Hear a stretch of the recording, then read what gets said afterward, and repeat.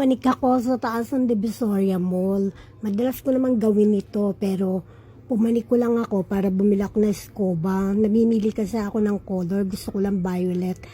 Ang theme ng bahay ko kaya yun lang ang binibili ko. So nandito na ako sa third floor.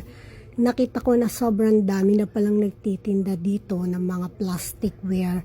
Mura lang naman siya at marami kang pagpipilian. Kapiterang plastic, basong plastic, kutsilyong plastic, merong sangkalan, may mga baunan, may tumbler, merong bag, merong lalagyan ng kutsara. Maganda to yung mga pang-giveaway sa Christmas na gusto nyo magtipid. Ang mga halaga lang nito, 20, 25, 50. Mura lang siya. May mga kutsara. Piling ko madaling mabali.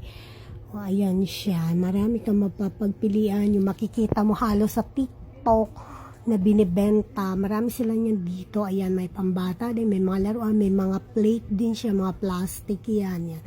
Tumbler na pang giveaway na mga plastic. Hindi ako mahilig sa plastic eh. May sangkalang siya. Ayan. Mahilig ako sa mga wood na gamit. Wala naman akong napili kasi hinahanap ko yung color na gusto ko na